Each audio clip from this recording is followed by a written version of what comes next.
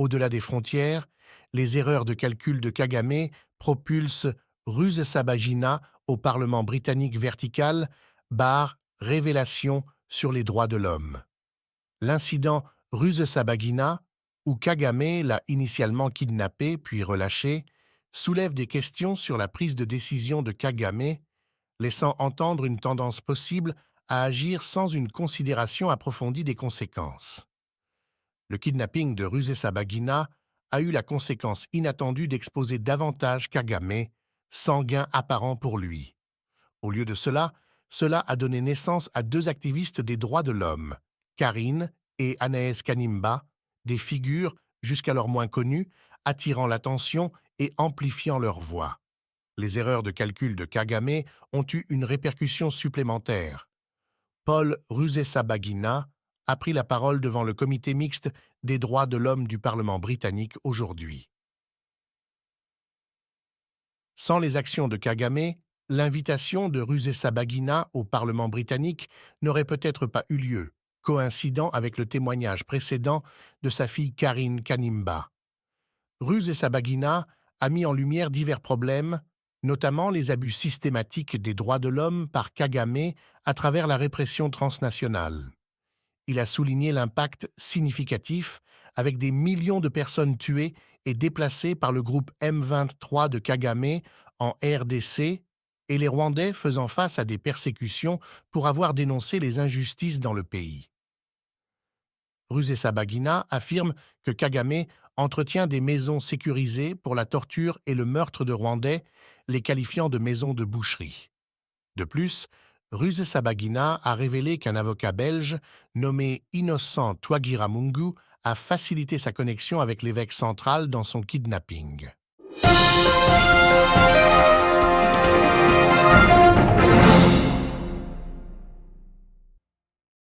And we are taking evidence this afternoon in relation to the fact that some asylum seekers in the United Kingdom may end up being sent to Rwanda.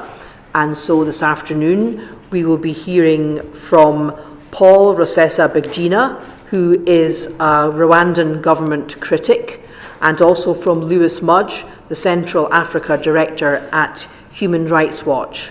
We're very much looking forward to hearing from you both, and I'd like to thank you for joining us and hand over to my colleague Helena Kennedy, who's going to ask the first question. I think, Mr. Rusesabagina, you might be speaking, but we can't hear you. You can hear me? We can hear you now. Great. Oh, perfect. Thank you. Thank you. Can we just check that we can hear you, Mr. Mudge? Could Mr. Rusesabagina turn the sound up a bit? Could you turn the sound up a bit, please, Mr. Rusesabagina? Okay. Okay, Helena. Mr. Rusesabagina, I met you Yes. before. I met you at the award ceremony when your daughters were given an award, a human rights award, for the work that they had done in securing your release from incarceration in Rwanda. Mr. Rusesabagina, you're a businessman, well known to many because of your background in the film that was made about your work during the time of the terrible genocide in Rwanda. Is that right? That's right. I wanted to ask you if you would tell my colleagues here your story as a human rights activist and as an outspoken critic of the Rwandan government. Why were you, did you remain living in Rwanda, and if not, why not? Actually, I have a long story. It has been almost 30 years that I have been going through torture and everything by the Rwandan government. Because of what I did in 1994, when I happened to help 1,268 people to survive the Rwandan genocide in 1994, in a hotel where I was a general manager, and nobody just happened to get out alive. No one was beaten, no one was taken out, no one was killed. So that became a problem.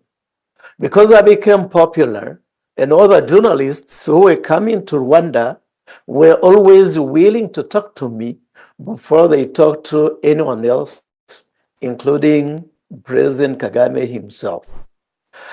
So at a given time, on September 5th, 1996, I was seated in my home close to the Kigali Serena Hotel, which used to be the Diplomat Hotel. Today it is the Serena Hotel. I was a general manager there.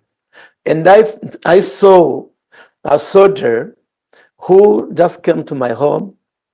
Now, he said that I had stolen computers from I do not know where, and I had to show him my house. He wanted just me to stand up so that he can shoot me standing up. In my name, I had two visitors. I was very proud to stand up and show him my home. When I stood up, I told him, okay, come, I show you my house. When I was just almost standing, going in front of him, he just pulled out a gun, and our housemaid now shouted and told me that he is going to kill you, Papa Fiston, he is going to kill you, Papa Fiston. I pushed him I was still young. I just pushed him very roughly. He fell down, and I just went out, just calling for help. We were just staying at that hotel. It was very close to a military camp, the main military camp of Rwanda. Then the army guys came to my home and started saying, and now they started telling me, oh, that guy did not have a gun. I just shut up. And the following day, on the 6th, I was in my office. I saw his boss coming to my office telling me that, listen, Mr. Rusesabagina, that guy did not have a gun. It was a toy. I told him that, sir, it was a toy because it didn't kill. It didn't kill me, but it was a gun. Then that day, I went to exile, thinking that in exile, I will be in peace. That is when I took a flight, went to Belgium with my elder children, and where I also was harassed many times, because when I arrived in Brussels, once again, because I was very familiar to people, I was speaking loudly, talking to the whole world, especially journalists. That also still remained a problem.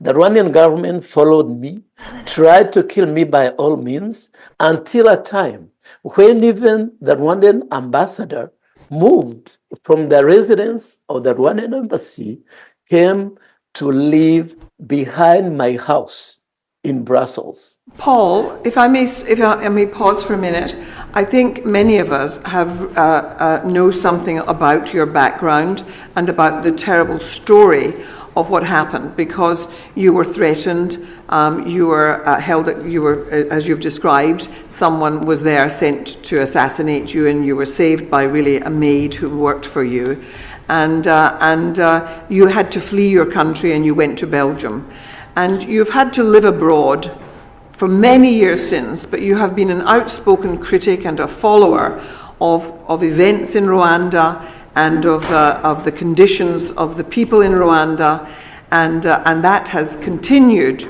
to bring down the attention of the president, Mr. Kagame, and his men, and you have been harassed, followed, threatened, and your life has basically been pretty wretched, living abroad even. Is that right?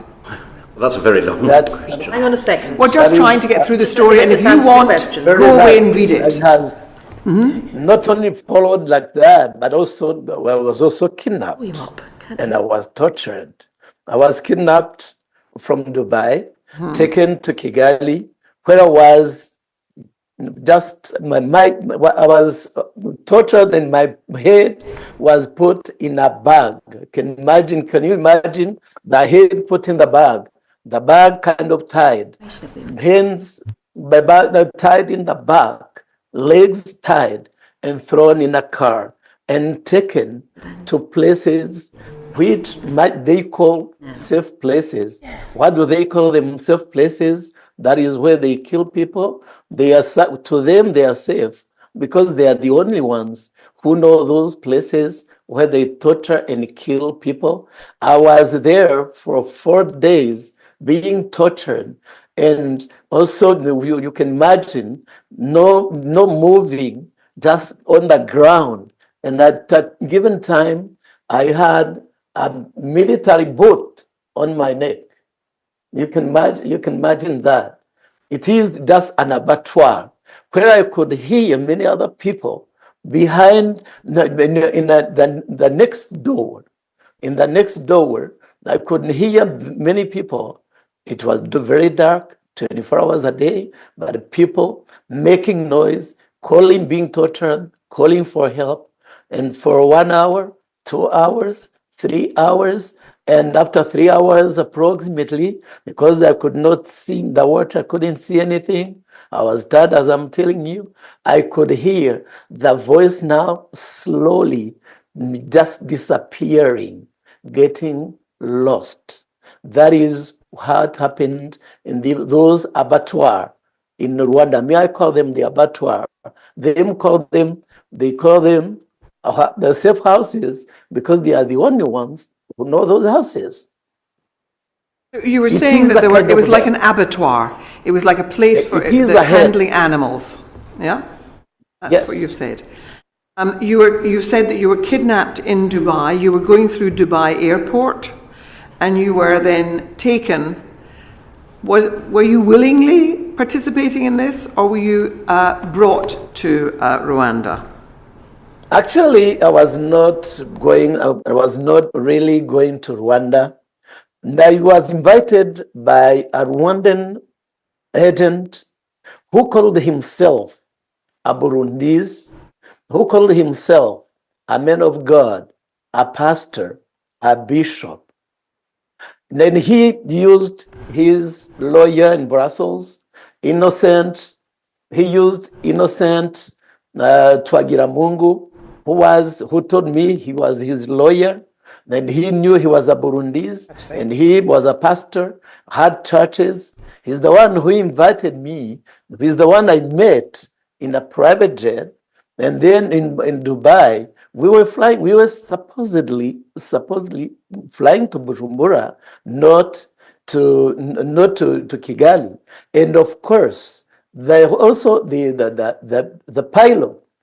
When I met the bishop, Mr. Rusesabagina, I'm going to have to interrupt here and explain to you that I'm terribly sorry, but because of the limits of Parliament, we have only an hour for this evidence session, and if we go into this level of detail, we're not going to be able to cover everything.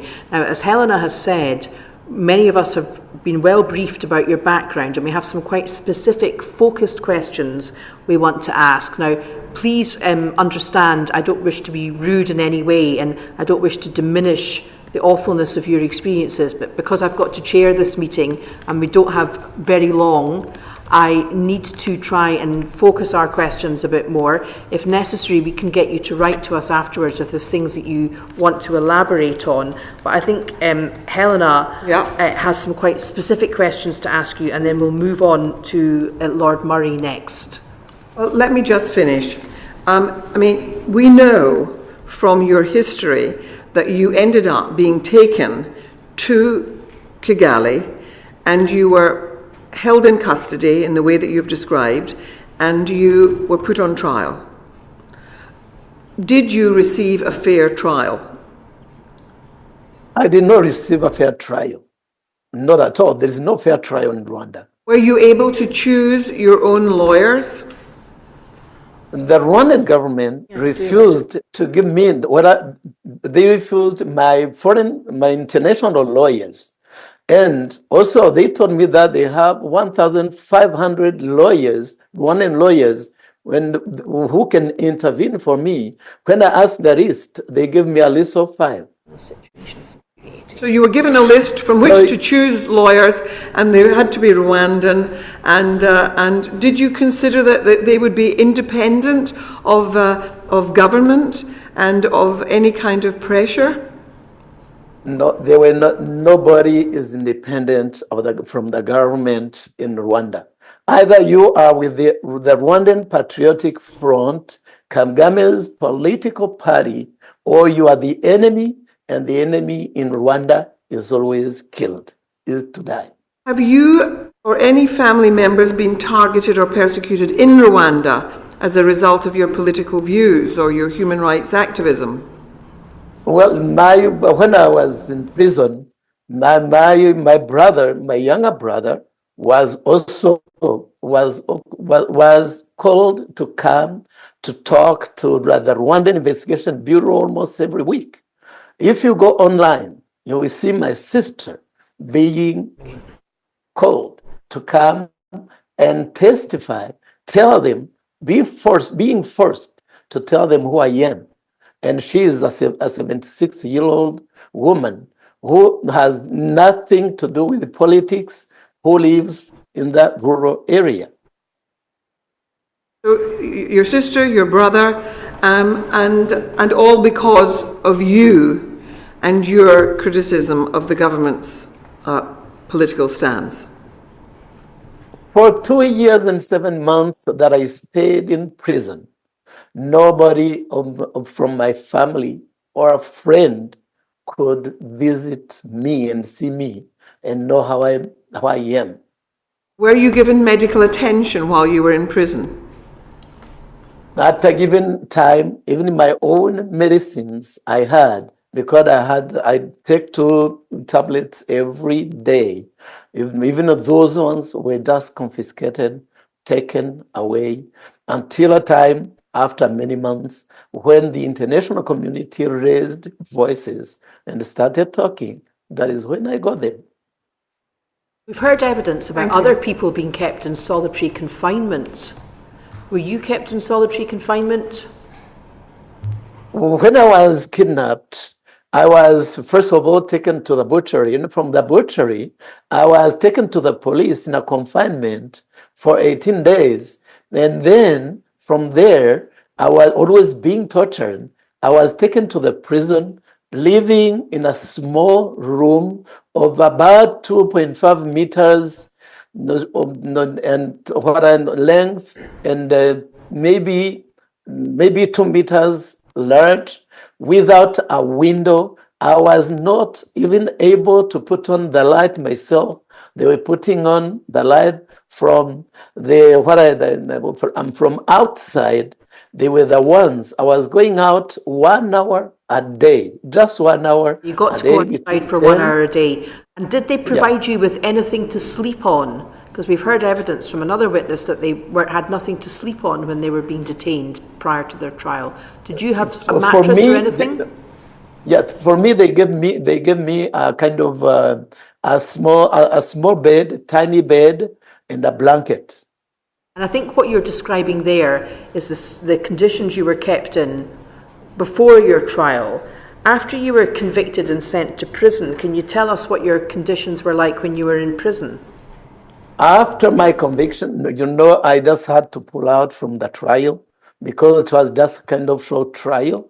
And when I pulled out, nothing changed.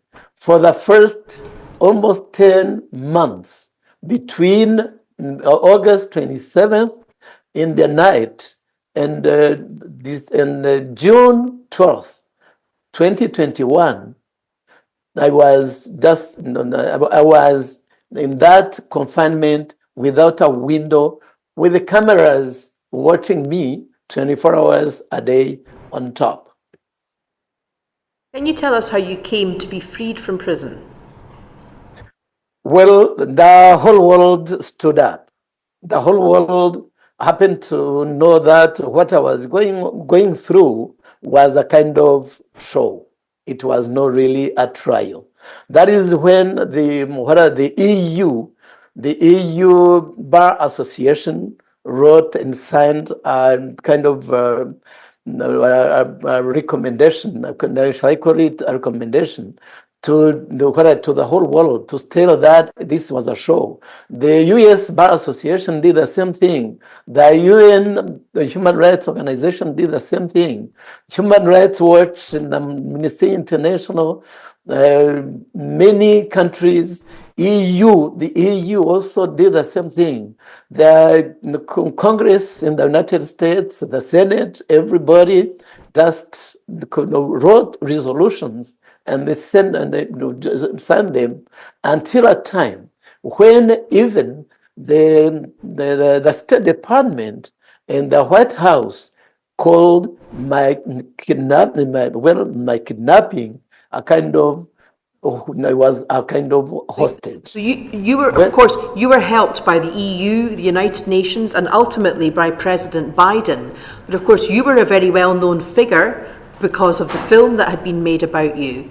Do you think if you hadn't been a well-known figure, you would have got that help? What do you think would have happened to you if you hadn't been well-known internationally? Do you think you'd still be in prison? That is a very exciting question and very interesting. So far, I'm the only one who has been kidnapped, taken to Rwanda, and happened to get out alive so far. That prison is a hell. You say, I'm the only one who's been kidnapped, taken to Rwanda, and who has got out alive. That prison was hell. Yeah. Murray. Right. Simon, I know you want to come in and ask a couple of questions. Yes, certainly. Mr. Rusesabagina, we've been provided with some background information. Is it right that in December 2018 you put a video on YouTube in which you denounced Mr. Kagame's government? Well, I always denounced Mr. Kagame. I don't remember what I said in 2018. I always denounced the torture, whatever was done by the Rwandan government, and even today, I'm doing it. In that particular video, it's suggested that you, in that video, pledged your unreserved support to the FLN, which is the National Liberation Forces, which is the armed wing of the Movement for Democratic Change. Did you say that? Well, I think the world misunderstood what I said. The world misunderstood what I said because in Kinyarwanda, you ask your child to do whatever he or she can to bring kind of a bucket of water. By all means, that is always very much said. And that FLN you are talking about was no more a member of our organization. We had kicked FLN out. It was no more a member of the organization. In your experience of Rwanda today, given the legal guarantees in the Constitution, to what extent do you believe individuals can freely express dissent and protest? Individuals can never talk. There's no freedom of speech. There is no freedom at all. That is in Rwanda, that is zero. Rwanda talks about refugees all over and every time. They talk about the Congolese refugees whom they themselves attacked the Congo. The Congolese people crossed the border and came to Rwanda. But Rwanda, you remember what happened in 2018 when the Congolese refugees, because of lack of food, they were not given enough food, then they demonstrated. 12 of them were immediately killed. I mean refugees who had no weapons, nothing. They were immediately killed. That was in 20. More than 20 injured, and many of them taken to prison. So in Rwanda, there is nothing like freedom. That is zero. Thank you. Now, I'm going to bring Lord Dolakia in with some questions for Human Rights Watch. Can I put a question to Paul? Paul, in 2020, you were arrested and subsequently imprisoned in Rwanda.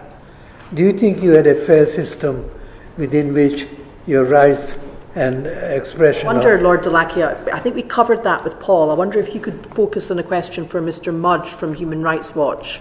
Can I come back to you, Mr. Mudge? You've been mentioning human rights condition in Rwanda since before the 1994 genocide.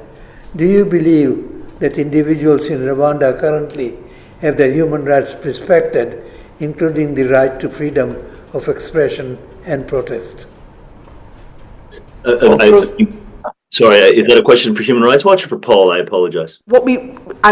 Forgive me, gentlemen, we are very tight for time here for reasons I'm not at liberty to go into. So I'm just moving on to ask Lewis Mudge some questions now. I mean, we'll come back to you in a moment, Paul. But I think the question was, Mr. Mudge, you've been monitoring human rights conditions in Rwanda since before the genocide. That's right, isn't it? You've had a long, long involvement.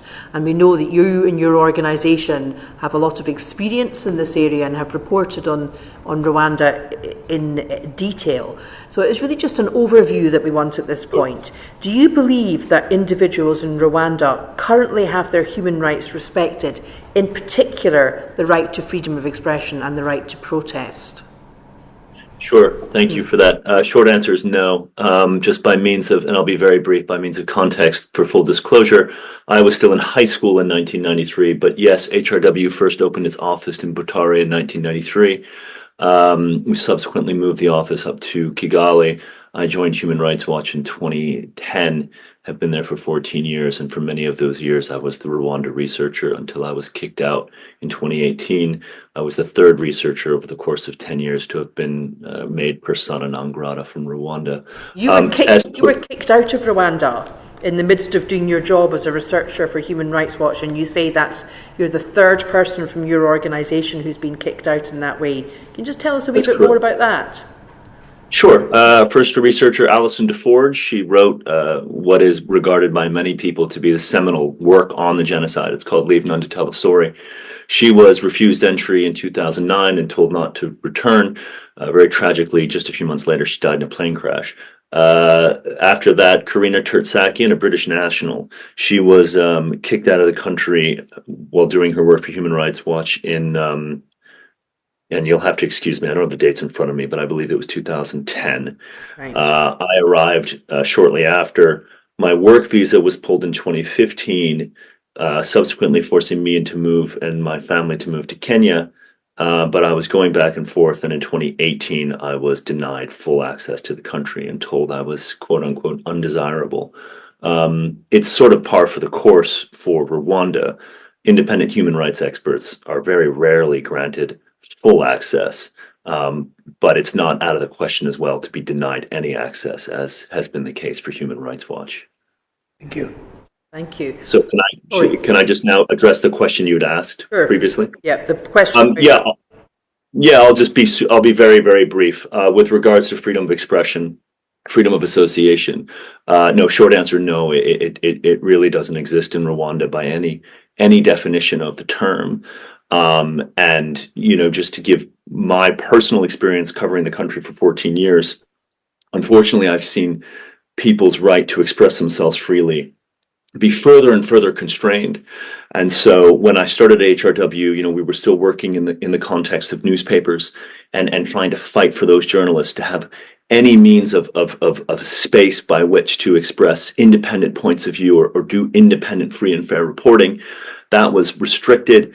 Very sadly, it resulted in some journalists being assassinated and crimes that to this day are still not solved. A lot of self-censorship. In the mid-teens, I would say, we did see a spike in talk shows, radio talk shows. These were Ken Rwanda talk shows. And you did see some independent radio stations try to push the envelope a little bit, whereby they enabled people to call in and express themselves anonymously. And very quickly, we saw those shows shut down. I think most lately what we've seen is this attack on bloggers. this attack on people who try to post things on YouTube.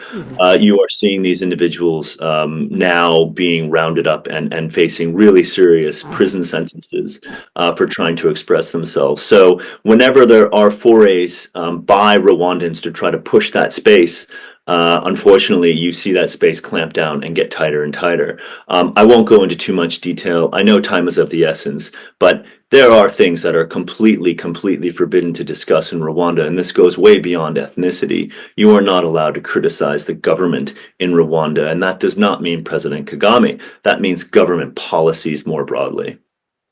Thank you. What about broader freedom of expression and freedom of association? What about trade unions? Do trade unions exist in Rwanda? Are they able to freely organise? There are trade unions, and yes, that's a valid point. And to some degree, trade unions, as it pertains to lobbying on behalf of their members with regards to contracts, I would say that there is some space there, yes. However, when Habyarimana started to face some stiff resistance in the early 90s, trade unions were one of the key groups with civil society that led the charge. And we don't see anything like that in modern day Rwanda with what we saw in the early 90s with regards to the power and organizing capacity of trade unions. So I won't say that the space for trade unions doesn't exist, but not in a meaningful way by which they could actually advocate for broader change. What about this genocide law we've heard about? We've heard about people being prosecuted for spreading rumours, and we've heard about people being prosecuted for views they've expressed about the genocide. And it seems to me as a lawyer that this law is very broadly drawn and interferes fundamentally with the right to freedom of expression. But that's just my impression as somebody coming to this with not your expertise. Can you tell us a bit about that law and how it impacts on freedom of expression? Yeah, I think the genocide ideology law is important, and it was used. It was applied more a few years ago, meaning 10 years ago. You did see more prosecutions under genocide ideology. Because genocide ideology is tricky in Rwanda, and because of the international backlash that you saw against the use of genocide ideology, and when I say the use of genocide ideology law and persecuting people, broadly what this entails, and I'm speaking generally, so you'll have to give me some rope here, but broadly what that entails is people who also raise the very real fact that the RPF, the Rwanda Patriotic Front, which subsequently became the government, committed some very serious crimes from July 1994 on, after they took control of Kigali, in killing at least tens of thousands of ethnic Hutu in Rwanda, and also in the subsequent invasion, first in South Kivu in 1996 in Congo, and the subsequent Rwandan invasions in the Congo and the crimes that were committed there. Those questions, if you raise those issues in Rwanda, you had a real, you did and do have a real legitimate risk of being persecuted under genocide ideology legislation. So there is a narrative on the genocide that is not necessarily false, but it very much does incorporate all the facts. And that, if you question that narrative, you very much risk being persecuted under that. But I think more to the point, and frankly, what's more worrying for us is what they've installed now in the criminal code with regards to criticism of Rwanda. So right now, in the criminal code, if you criticize the government, you can be prosecuted for creating a hostile opinion of Rwanda, a hostile international opinion of Rwanda. And that is really, really worrying, because that's broader. That goes way beyond the genocide ideology aspect. And that is, if you criticize Rwanda, and we are seeing journalists being locked up and giving criminal penalties, so 10, 12-year penalties. If you are locked up for that, that is what you've done, is you've just criticized the government. You've criticized government policy. Paul Rusesabagina earlier alluded to the Kaziba killings of this dozen Congolese refugees in Rwanda on the South Kivu border. And I worked very closely with that case. I was living in Nairobi at the time, and I was communicating daily with these people. And there's one of those leaders of those Congolese refugees was imprisoned. He was given a 15-year sentence. And one of the key elements of proof was WhatsApp messages with me. And they said that these WhatsApp messages are you trying to create a hostile image of Rwanda. And that should be really, really worrying. I mean, an individual should be allowed to have a WhatsApp conversation with a human rights investigator and not fear that that conversation will be used in court against him to create a hostile image of the state. Well, that's very interesting. So say in a hypothetical case, somebody who'd sought asylum in the United Kingdom was sent to Rwanda, went through the procedures there and got asylum in Rwanda. Could they then, as a Rwandan citizen then, or be prosecuted for criticising the Rwandan government in the same way as you described what happened to this Congolese gentleman? Yeah, and your fault. I mean, this is obviously what I was trying to help walk you to that conclusion. So yes, and I want to try to be as clear and as unequivocal to the members present. An asylum seeker or a refugee will not be able to criticize the circumstances in which he or she is held in Rwanda, because this issue is very important to Rwanda. It knows the government, it knows the world is watching.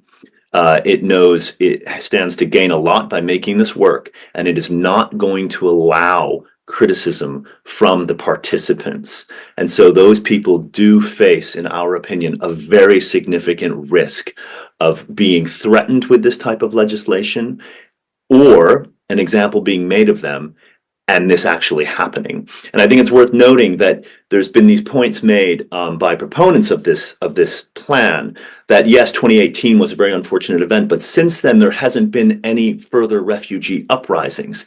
And that's very clear. They rounded up 60 of these people and threw them in jail.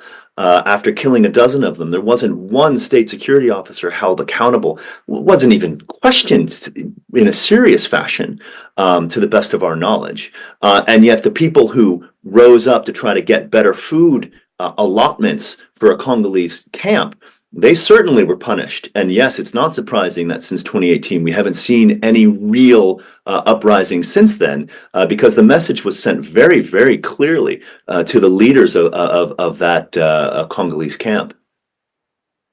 Right, so that brings me to my next question. What are your views on the UK-Rwanda partnership and the suite of measures that the UK government have proposed, such as the UK-Rwanda Treaty and the Safety of Rwanda Bill, and to what extent do you think these measures are going to be sufficient to ensure that people removed from the United Kingdom to Rwanda live in a regime that's compliant with the UK's human rights obligations? Yeah, I mean, I by means of background, you can tell from my accent, I'm not British, I'm American, but I did study in Edinburgh. I studied law in Edinburgh, and I studied at SOAS, so I have some knowledge of the UK and its obligations. And obviously, we have our London office, and I've been briefed very closely, and I work very closely with our UK colleagues.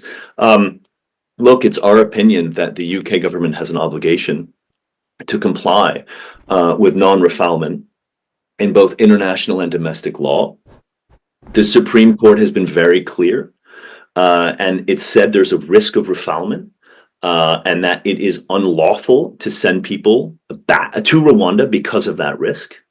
And so it is our opinion that this legislation and this treaty are not consistent. The legislation was not consistent with the law, and that the treaty is consistent with the law. And so to your question, you know, we have this treaty that says it's going to train them up and it's going to put in place these safeguards, and you know, there'll be these mechanisms in place. I would like to address that on 3 points. Number one, with regards to the treaty, and I think this is really important, Rwanda is not a good faith partner when it comes to complying with treaties if it doesn't suit their interests. It was only yesterday that the U.S. ambassador at the United Nations said there was credible evidence that Rwandan troops had shot at UN, not Congolese, but UN aerial assets in Goma. This is a country that sends peacekeepers to the Central African Republic, but also is alleged to have shot at UN assets as recently as yesterday. With regards to transnational repression, yes, there are Rwandans who are targeted outside of Rwanda. I think everyone knows that. What's reported less is the Rwandan refugees outside of Rwanda who are kidnapped and brought back to Rwanda. And I've met these individuals in prison in Rwanda. So these are registered refugees under all the protections and statutes by the UNHCR. They have registered refugee numbers and we publish them. And I'm happy to share that with the committee. And they are kidnapped out of it's usually Congo and Burundi, and they're brought back to Rwanda. And there's a complete violation of obligations with regards to refugee norms and the way refugees are supposed to be treated by the government of Rwanda. Another example of this non-compliance is the Convention Against Torture, the CAT treaties, the UN CAT treaties. These are vital treaties to address torture. Rwanda hasn't submitted a report in over 2 years, rendering it, it's 2 years late, it's rendering it almost impossible to do a meaningful investigation into torture that groups like ours and Amnesty and many other groups have documented for many years. The Subcommittee on the Prevention of Torture in 2017 had to suspend and in 2018 canceled a visit to Rwanda. The only time it's ever done this, because it could not get guarantees for the safety of people it was trying to speak to, and it couldn't get access to these to the places where torture was being alleged to have occurred. So, on the first point, with regards to a treaty in of itself, I do not think Rwanda is going to be a good faith actor on this, and they have demonstrated over and over again in the past that when it comes to violating treaties, it's more than happy to do so if that suits its best interest. Number two, the safeguards that are being proposed, these sort of measures that are going to rectify issues that the Supreme Court identified, just to play devil's advocate and go along with that, there's no time right now to assess whether these safeguards are going to be effective. So in that context, you have to default to where Rwanda is now.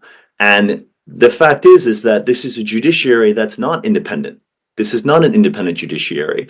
Paul Rusesabagina's case is a high-profile case of a very problematic legal case that was not free and fair. But for every Paul Rusesabagina's case, we've documented dozens and dozens of other cases of people who are not high-profile, who did not have a Hollywood movie made about them, who also faced grossly unfair trials in which a raft of trial violations were committed. And so we have to go back to that default until the time has been made for these checks that are being proposed to have taken effect, and that is a very, very low baseline. But finally, and I want to bring this back. This is the third point that I want to make with regards to what we were discussing earlier. Even with these guardrails in place, this is not going to make Rwanda start respecting human rights, and as such, the people who are sent there, they're not going to be able to go to any type of monitoring committee. Some of these committees also might be actually bodies set up by the Rwandan government anyway. But even if it was an independent monitoring committee, there's no assurances that a claim about them being unhappy will be treated freely and fairly. On the contrary, the default is that any claim made by these asylum seekers that they're not happy with the situation they're in will be considered criticism of networks and systems set up by the government of Rwanda. And as we've tried to demonstrate, Mr. Rusesabagina and myself, that is very, very dangerous to do in Rwanda. And it doesn't matter if you're a foreigner. It is very, very dangerous to criticize what's happening. And so I think on a number of fronts, this is being rushed. If we were to give it even to give it the benefit of the doubt, it's being rushed. But to be more realistic, you're not going to flick a switch and make Rwanda start respecting rights when the track record, basically since 1994, and obviously there's some variations that we could discuss, but we don't have time to do that. But the track record is that this country this government does not respect basic fundamental human rights. The third point, have I missed that? Because I was taking a careful note of everything you've said, but you said you wanted to address the treaty on 3 points. Have we moved on to the third one, or do you want to come to the third one was going back to your earlier point, which was that there's not going to be a means for these people to express themselves inside Rwanda with regards to their treatment. And that, so we have to default back to the baseline, which is that not only is that means not going to be there, but it's actually going to be very risky for them. And let me just finish by saying I'm basing this on personal experience. I mean, it's been talked about in the media, but not to a huge degree. But in around 2016, 2017, and again, I don't have my notes in front of me, but Israel did embark on a scheme whereby they sent Eritreans to Rwanda. And I was still accessing the country, and I was still going in when these gentlemen were arriving. And I mean, yes, this was not done through a treaty through the UK, so I get it, it's different. But I can draw really broad-based generalities from it, which was that this was completely handled in a way that was just not respecting any type of normal procedures, let alone human rights. These guys were taken through a side door in the airport. They got involved in schemes where they had to pay immigration officials, and eventually they were all shipped up to the Ugandan border and kicked into the bush and told to find their own way up to Uganda and make it on their own. So there has been a dry run of this. The default was not to treat these Eritreans that were shipped over from Israel with empathy, with compassion. It was not to acknowledge that they were all men, that these men were facing incredibly difficult circumstances in Eritrea. The default was to shut these guys up, don't let Human Rights Watch find them, warn them not to talk to people like me. So we had to take enormous efforts to actually speak. And when finding them, it was incredibly difficult to find them. Warn them. And then finally, when they became an issue, ship them up to the Uganda border and get rid of them. So, it's not the same. This wasn't done in the context of a UK treaty, and I acknowledge all of that. But it does sort of show you the default and the baseline as to where things could go. Okay. Right. Well, I'm going to conclude our formal evidence session there. So please, could members of the public leave the gallery? But I'm going to invite our witnesses to stay to talk to us informally in private. But first of all, I'm going to have to clear the gallery because we're about to become inquirate. Belle, I know you've got to go. Thank you. So I'm going to have to ask people to leave the public gallery. That concludes our formal session. Order. But if our